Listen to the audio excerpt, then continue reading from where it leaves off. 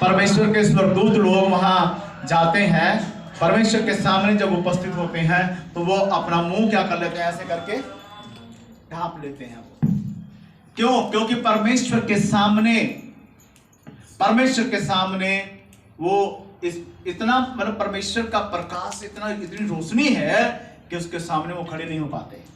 तो जब वो खड़े होते हैं परमेश्वर के सामने ऐसे अपना मुंह ढांप कर, और फिर वो परमेश्वर की महिमा करते हैं, हालेलुया हालेलुया। क्या बोलते हैं वो? Hallelujah hallelujah. ठीक है। तो प्रियजनों, परमेश्वर के राज्य में क्या? परमेश्वर के राज्य में स्वर्ग, अगर हम स्वर्ग की खोज में रहे तो क्या है वहां पर? वहां संसारिक वस्तु नहीं है, लड़ाई नहीं है, झगड़ा नहीं है, एक दूसरे को देख के सड़ना नहीं है, एक दूसरे को उन्नति को देख के मन के अंदर जल से नहीं लेकर आना, कोई ऐसी बातें नहीं है वहां। वहां क्या है? शांति। वहां क्या है? परमेश्वर का प्रेम। वहां क्या है? परमेश्वर की महिमा। वहां क्या है? हमेशा की जिंदगी। और जो स्वर्गीय वस्तुओं की खोज में रहेगा, जब प्रभु यीशु मसीह आएंगे वो उनके साथ उठाए जाएंगे, और वहां पर जब प्रभु यीशु मसीह के साथ बैठाए जाएंगे वो, प्रियजनों, यहां पर एक बार मनुष्य को जन्म लेना और उसके बाद में उसका मरना अवश्य है, पर वहां पर फिर कोई मौत नहीं है। हालेलुया। वहां मौत नहीं है। वहां हर प्रकार आपको कोई वहां टेंशन नहीं होगी, कोई चिंता नहीं होगी, पहनने के लिए, खाने के लिए, घर के लिए, रहने के लिए, ये बिल चुकता करना, वो बिल चुकता, कुछ नहीं। वहां केवल जीवन और परमेश्वर की दया से शांति है। हालेलुया। हम अपने परमेश्वर के साथ वहां कैसे होंगे? जब हम स्वर्गीय वस्तुओं की खोज में रहेंगे। जो व्यक्ति स्वर्गीय वस्तुओं की खोज में रहता है वो लड़ता नहीं है। हालेलुया। सब जानते हैं मरने के बाद आदमी क्या लेकर जाता है। कोई अमीर आदमी मरता है ना, अमीर आदमी के गले में क्या होता है? सोने की चैन। उसके हाथ में क्या होगा? सोने की अंगूठी होती है ना। तो वो जब मर जाते हैं तो क्या करते हैं लोग? वो सोने की जो चैन डाली होती है गले से वो भी उतार लेते हैं, वो सोने की जो अंगूठी डाली है वो भी उतार लेंगे। जाएगा क्या उसके साथ? वो कपड़ा जाता है जिस कपड़े में जेब नहीं होती है। जब दर्जी लोगों को बोलकर क्या कहते हैं कि किसी की डेथ हो गई है, आप ये कपड़ा तो दर्जी लोग सीते हैं ना, है कि नहीं? कुछ नहीं होता। पिछली बार मैंने आपको बताया भी था। तो प्रियजनों, इसलिए आपको संसार का मोह माया छोड़कर स्वर्गीय वस्तुओं की खोज में रहना है, जहां आपको हमेशा का जीवन है, जहां आप हमेशा के लिए हर प्रकार की टेंशन और परेशानियों से मुक्त हो जाएंगे। हालेलुया। अगर हम स्वर्ग के वस्तुओं की खोज में रहते हैं, अगर तुम संसार की वस्तुओं की खोज में रहोगे तो प्रियजनों, संसार में आपको शांति नहीं है। संसार में आप उलझ जाएंगे, संसार के कामों में, संसार की बातों में, बहुत सी ऐसी चीजों में आप उलझ जाएंगे, आपको निकलना मुश्किल हो जाएगा। पर जिस व्यक्ति की सोच में ये बात आ जाती है, जिसके मन में ये बात अभी मुझे तो स्वर्ग के तरफ जाना है, मुझे तो स्वर्ग की वस्तुओं को खोजना है, उसको संसार से कोई लेना देना नहीं होता है। हालेलुया। वो जानते हो कौन से लोग हैं? आत्मिक लोग।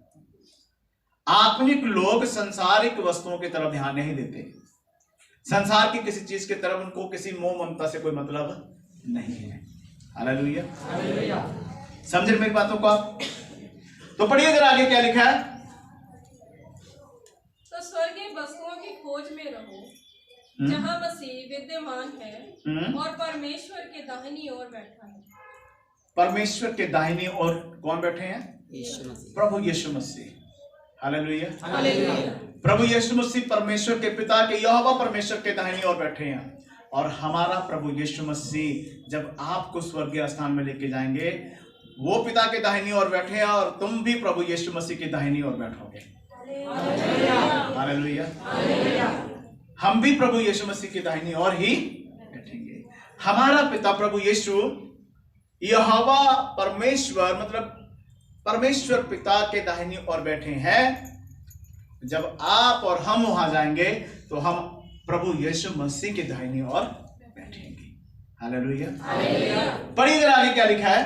पृथ्वी पर की नहीं परंतु पृथ्वी पर की नहीं परंतु स्वर्गीय वस्तुओं पर ध्यान लगाओ। किस पर ध्यान लगाना है जी? स्वर्गीय वस्तुओं पर। हाँ जी, किस पर ध्यान लगाना है? स्वर्गीय वस्तुओं पर। कितने लोग हैं जो स्वर्ग की वस्तुओं पर ध्यान लगाते हैं? हालेलुया। मैं आपको अपनी एक बात बताऊं, मेरे पास पैसे बहुत आते हैं परमेश्वर के अनुग्रह से, पर मेरा बैंक बैलेंस कुछ नहीं है। क्योंकि अगर हमें स्वर्ग में जाना है तो परमेश्वर ने जो हमें काम सौंपा है यहां पर, उसको करने के लिए हमें खर्चा भी करना है। हालेलुया। खर्चा करना कि नहीं करना?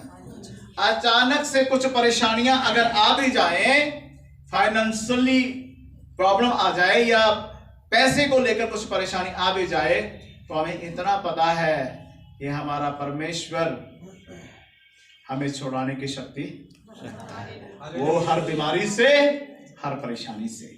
हालेलुया। इसलिए हम सोचते नहीं हैं, और बहुत सारे प्रभु के सेवक लोग सोचते नहीं हैं। वो कहते हैं कि जो कुछ आया लगा दो पर ये नहीं है कि बहुत सारे लोगों की सोच थोड़ा उल्टा भी है। वो कहते हैं भाई बैंक में जमा होना जरूरी है। ठीक है। हालेलुया। तो अगर हम परमेश्वर के लिए काम करते हैं, अगर हम परमेश्वर के राज्य को फैलाने के लिए, परमेश्वर की महिमा के लिए खर्चा करते रहते हैं, तो याद रखो परमेश्वर आपको कभी लज्जित नहीं होने देगा। आपको लाख की जरूरत हो तो परमेश्वर लाख रुपए देगा। आपको 10 लाख की जरूरत है तो परमेश्वर 10 लाख रुपए ऑन द स्पॉट दे सकता है। हालेलुया। आपको करोड़ की जरूरत है, परमेश्वर करेगा, लेकिन आपकी दौड़ जो है वो स्वर्ग की होनी चाहिए। हालेलुया। आपकी दौड़ कहां की होनी चाहिए? अब हम पढ़ तो रहे हैं लेकिन स्वर्ग के बातों की तरफ हमारा ध्यान नहीं है। हालेलुया। ध्यान कहां है? बच्चों की फीस देनी है। ध्यान कहां है? घर बनाना है। ध्यान कहां है? एक और प्लाट ले लें। ध्यान कहां है? हमारे पड़ोसी ने मोटरसाइकिल लिया, अब हम गाड़ी ले लें। संसार की वस्तुओं की तरफ ज्यादा प्रियजनों हमारा ध्यान है, जबकि ज्यादा ध्यान आपका कहां होना चाहिए? प्रभु के वचन के भी स्वर्ग की तरफ ध्यान होना चाहिए।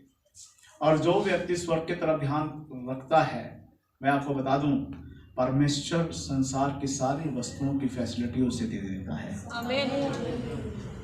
अरे धीरे से बोले आप लोग। हालेलुया। क्या होता है? जिस व्यक्ति का ध्यान स्वर्ग की ओर है, बिना मांगे परमेश्वर संसार की सारी फैसिलिटियों को उनके लिए रिलीज कर देता है, क्योंकि परमेश्वर ऐसे मनुष्यों के साथ प्रसन्न हो जाता है। और हम उल्टा चलते हैं। हमारा ध्यान कहां है?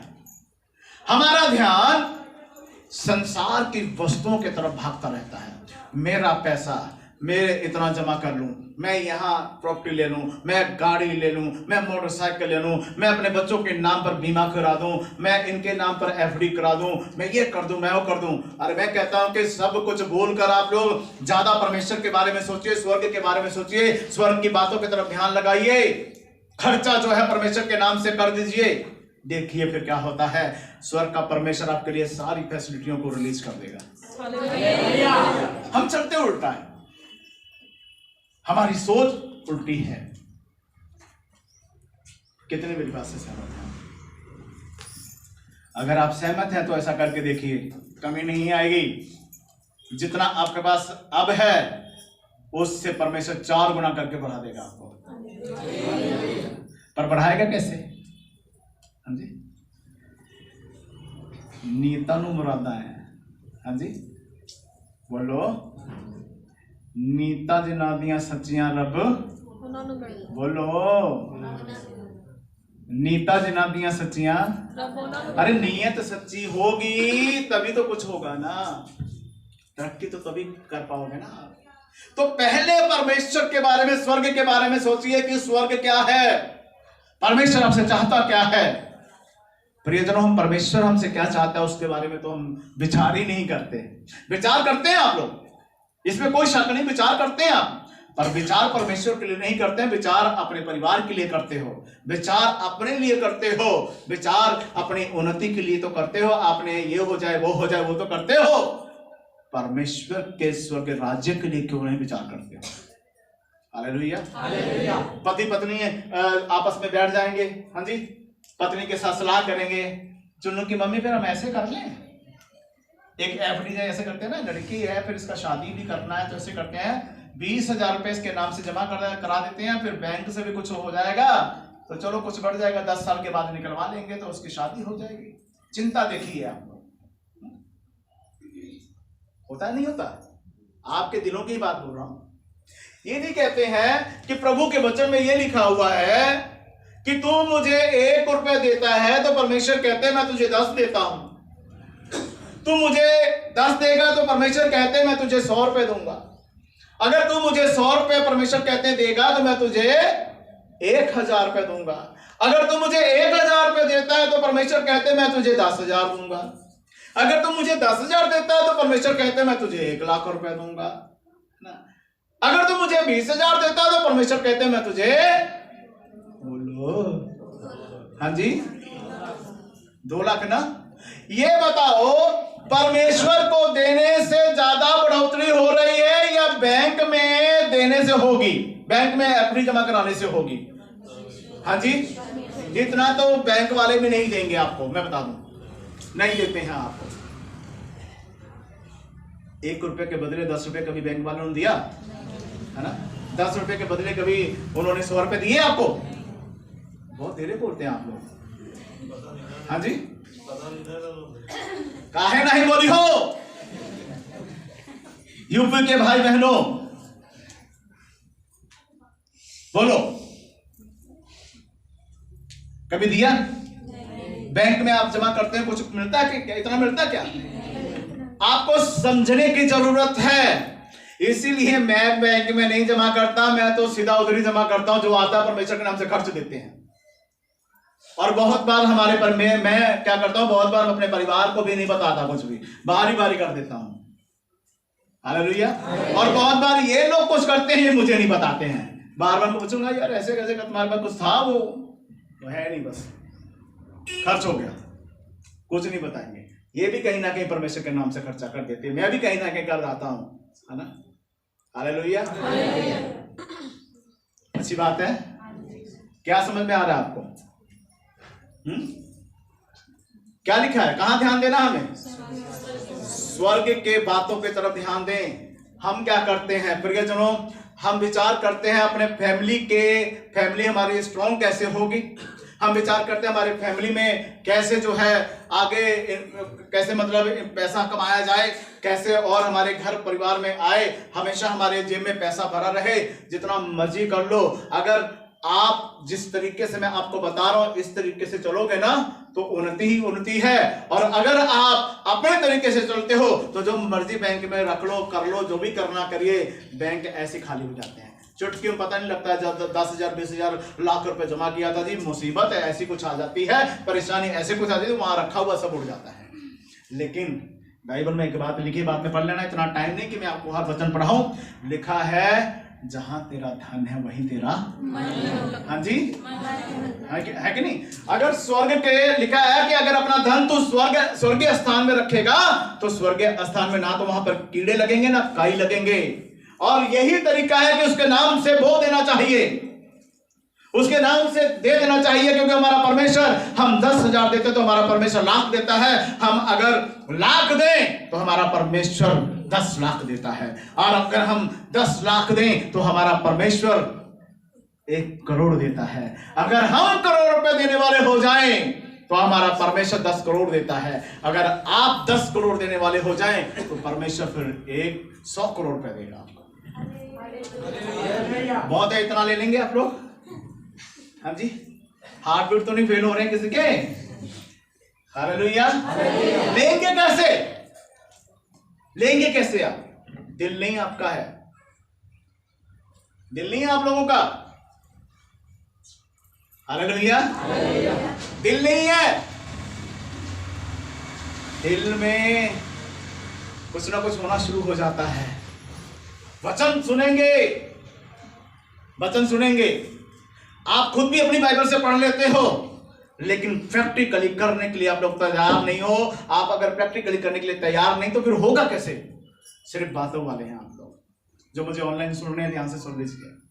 उन्नति के लिए दुआ कर, प्रभु मुझे उन्नति दे, प्रभु मुझे उन्नति दे, प्रभु मुझे फाइनेंशियली स्ट्रांग कर दे, प्रभु मेरे आर्थिक तंगी को दूर कर। और प्रभु कहता है तेरी आर्थिक तंगी तू ही खुद दूर करेगा, मैं नहीं करने वाला, मैंने तो पहले कह दिया है। क्या ये बातें? स्वर्ग की तरफ ध्यान कर, अपने आप हो जाएगा। जिस व्यक्ति ने स्वर्गीय बातों की तरफ ध्यान लगाना शुरू कर दिया है, जिन्होंने अपना ध्यान लगाया, परमेश्वर उसको देता है। और जिन्होंने अच्छे ढंग से ध्यान लगा लिया है, परमेश्वर ने भी उनके तरफ ध्यान लगा लिया है और उनके लिए आशीषों को रिलीज कर देता है। हालेलुया। जितने लोग गिड़गिड़ाने वाले हैं ना, गिड़गिड़ाते हैं, रोते हैं, चिल्लाते हैं, प्रभु रास्ता खोल, रास्ता खोल, परमेश्वर आप लोगों से दुखी है। आप लोगों से परमेश्वर दुखी है, मैं सच बता रहा हूं आपको। जो मुझे ऑनलाइन सुन रहे हैं, ध्यान से सुन लीजिए। आप लोगों से परमेश्वर दुखी है, जो गिड़गिड़ाते रहते हैं, प्रभु मुझे दे, प्रभु मुझे दे। और प्रभु ने आपको तरीका दे दिया है, परमेश्वर ने आपको बता दिया भी तुम्हें आशीष कैसे मिलेगी। अब तो तुम्हें वो उन तरीके को, उन बातों को अपने जीवन में अपनाने की जरूरत है, वैसा करने की जरूरत है। अपने आप तुम्हें आशीष मिल जाएगी। हालेलुया। पर हम क्या करते हैं? चिल्लाते रहते हैं। हालेलुया। इधर ध्यान दीजिए आप लोग, परमेश्वर की तरफ ध्यान दें। क्या लिखा? पढ़िए जरा आगे।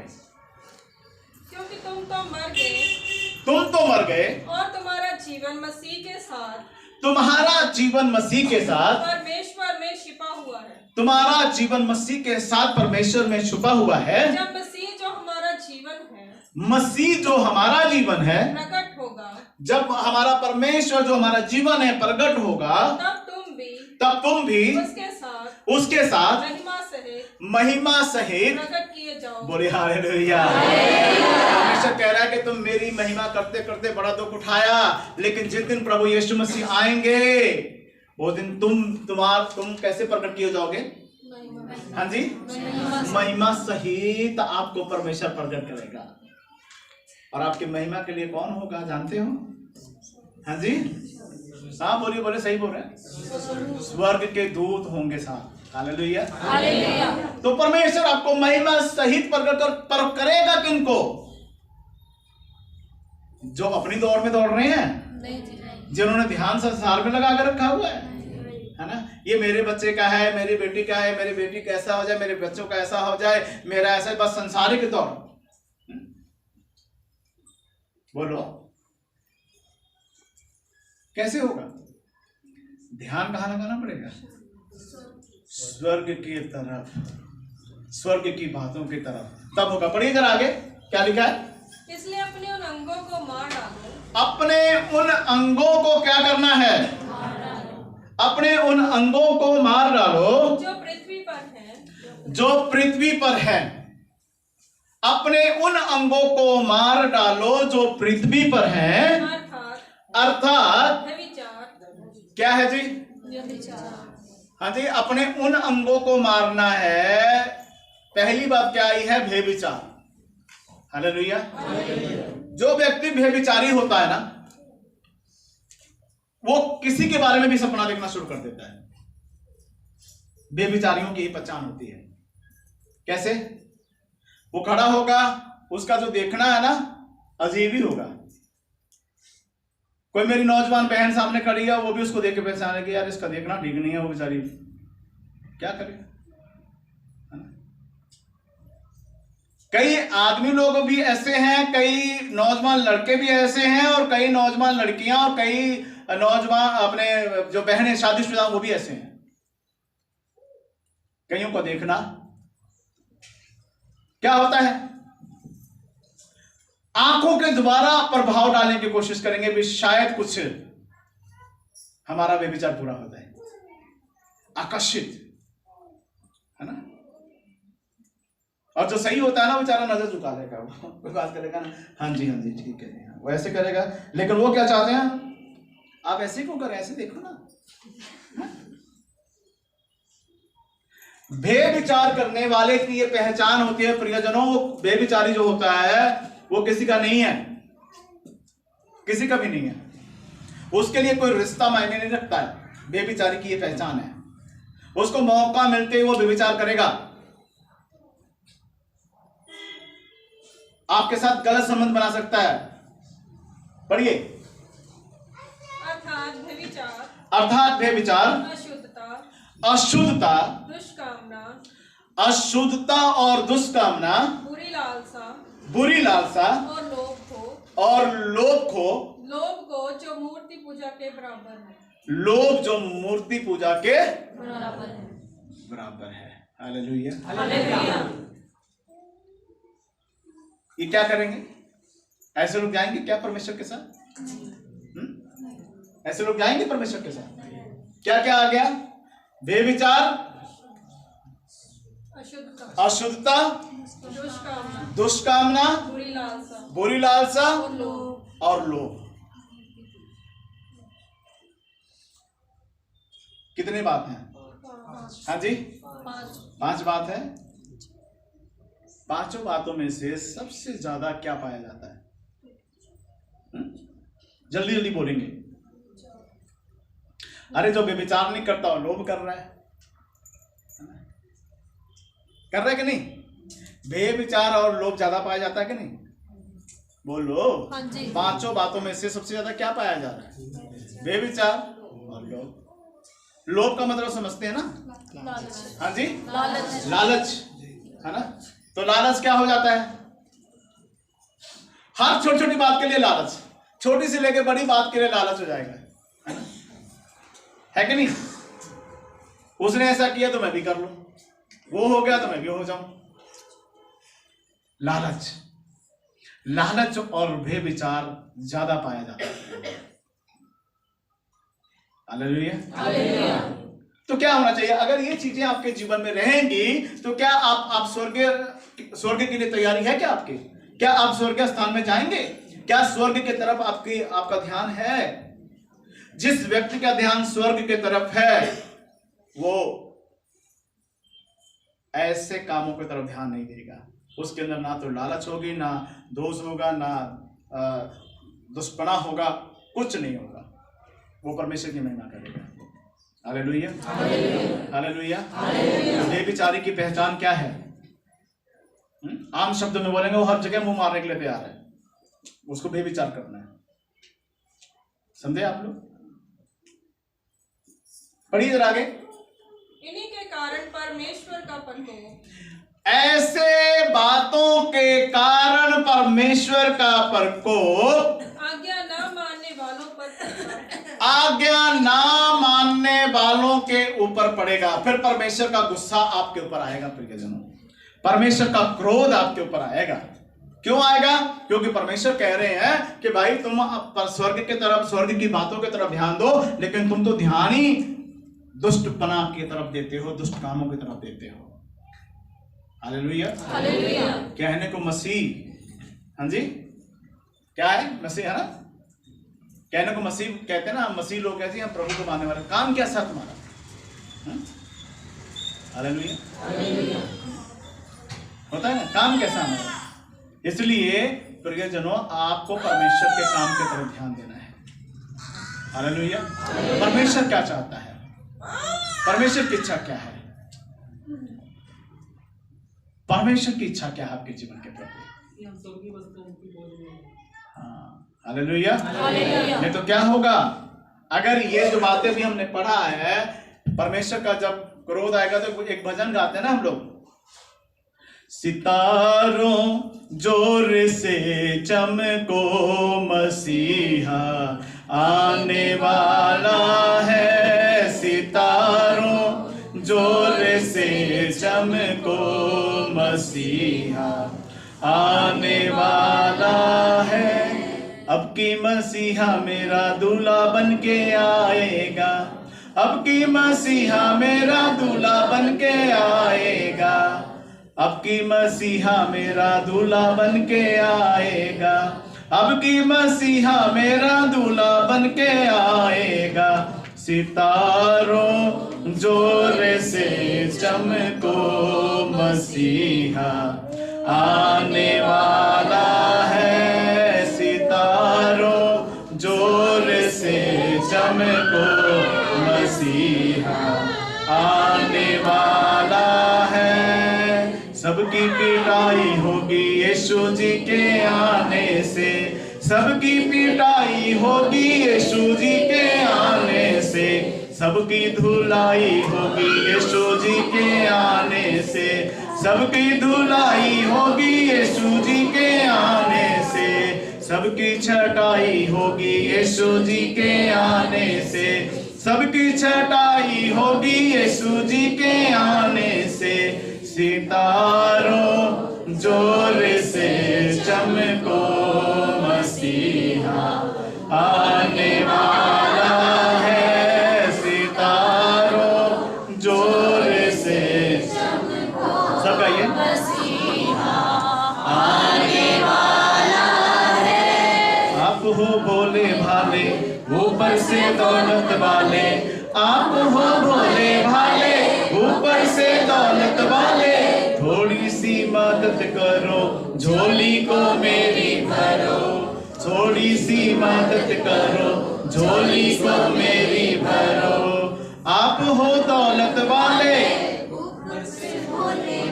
सुनिए, आप दौलत है ना, जिन लोगों के पास पैसा होता है ना, दौलत होती है, तो लोग क्या करते हैं,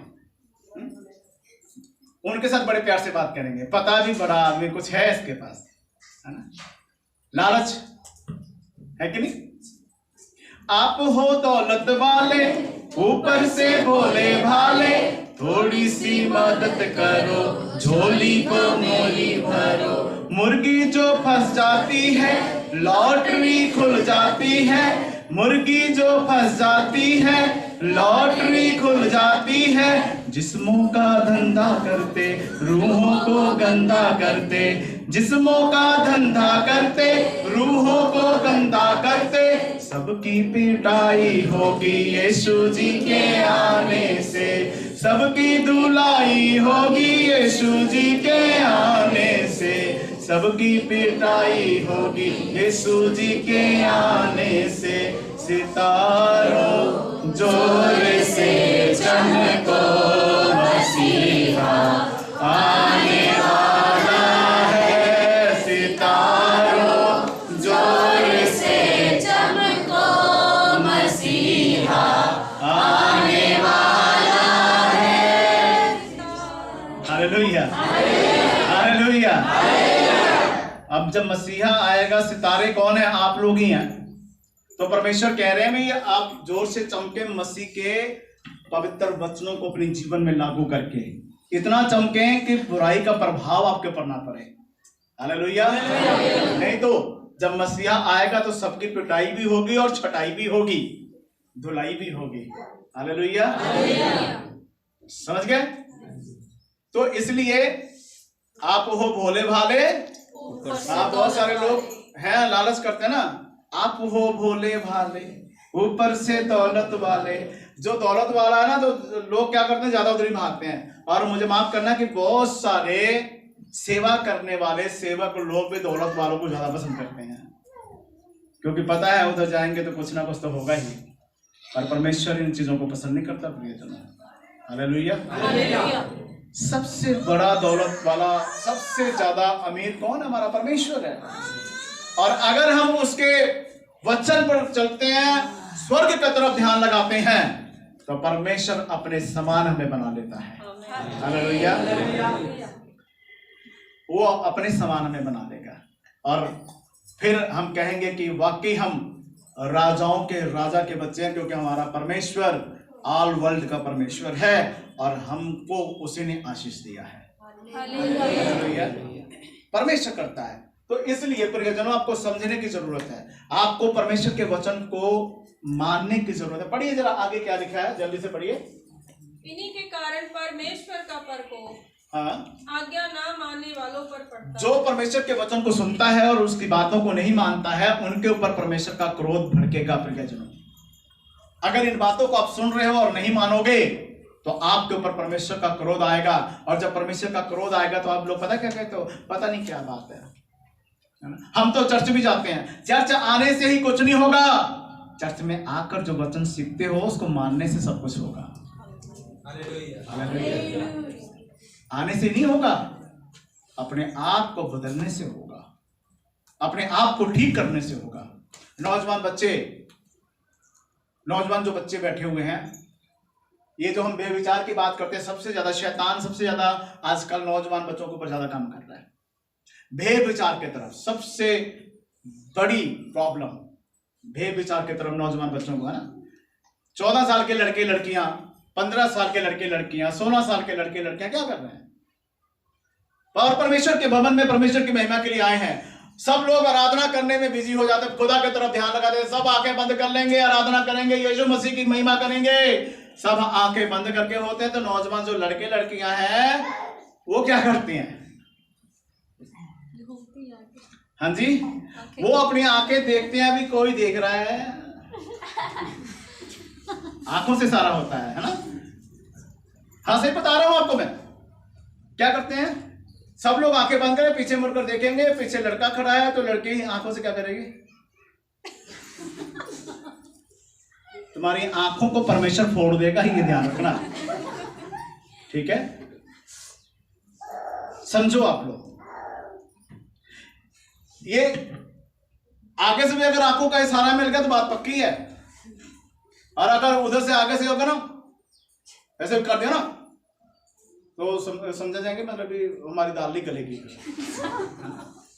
ये चल रहा है हर चर्च में। ओपन मीटिंग कहीं हो रही है, कुछ प्रभु के सेवकों के पास हजारों लोगों की कलीसियाएं हैं, प्रभु का धन्यवाद। वहां भी, छोटे चर्चों में भी, मंदिरों में भी, गुरुद्वारों में भी, हर जगह यही है। धार्मिक स्थानों पर माँ बाप क्या सोचते? माँ बाप सोचते हैं मेरी बेटी ना भी बहुत पूजा करने वाली है ना। चर्च में जाने वाले सोचते मेरी बेटी बहुत प्रार्थना करने वाली है। परमेश्वर की तरफ ध्यान, ये नहीं पता लग रहा है कि वो प्रार्थना के क्या बोलेंगे, प्रार्थना तो एक दिखावा है, लेकिन प्रार्थना के आड़ में कोई और ही ध्यान लगाया जाता है। हाँ ये सच है। जो लोग मंदिर में पूजा करने जाते हैं उसके आड़ में कुछ और ही हो रहा है। क्या कहना चाहता हूं, माँ बाप अपने बच्चों के ऊपर ध्यान दो, क्योंकि भेद विचार की तरफ ज्यादा खिंचाव है। प्रभु का वचन कहता है भाई ध्यान कहां लगाना है? स्वर्ग के वस्तुओं के तरफ। ध्यान कहां लग रहा है? लड़की खूबसूरत है ना, लड़की बोलती है लड़का खूबसूरत है। थोड़े दिनों के बाद चलता है, कहानी चल गई है, फिर क्या होता है? माँ बाप को टेंशन। माँ बाप सोचेगा बदनामी ना हो, बात करने की कोशिश करेगा, भाई देख लो भाई अगर तुम रिश्ता कर सकते हो तो यहां तक पहुंचा दे, छोटी सी उम्र में शादी करके। और उसके बाद क्या होता है? सारी जिंदगी अपने बर्बाद कर देते हैं। यही हो रहा है।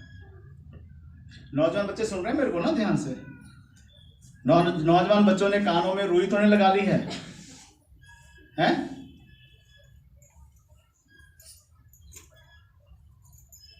जितने नौजवान बच्चे बैठे हैं मेरे चेहरे की तरफ देखो आप, ऐसे ऐसे मत बैठो, ऐसे देखो, देखो मुझे। लड़के लोग भी पीछे जो बैठे हैं, पीछे आगे जितने भी बैठे सब देखो, इधर देखना मेरे को। फिर ऐसे कर रहे हैं आप लोग, ऐसे देखो, ऐसे मुंह उठाओ अपना। ये जो बात मैं आपको बता रहा हूं, ये आपको नर्क में लेके जाने वाले काम हैं। कहां लेके जाने वाले? नर्क में है? नौजवान बच्चों कहां लेके जाने वाले हैं? नर्क में है? नर्क में। और नर्क क्या है आपको मालूम है? ये बताओ, कभी आपकी अंगुली या आपके शरीर का कोई अंग थोड़ा सा कहीं जला है क्या? या गिलास, कई बार चाय पकड़ते हैं ना, स्टील के गिलास में चाय पकड़ा तो कभी हाथ जला क्या आपका? है ना, जला है ना? वो कैसा लगता है?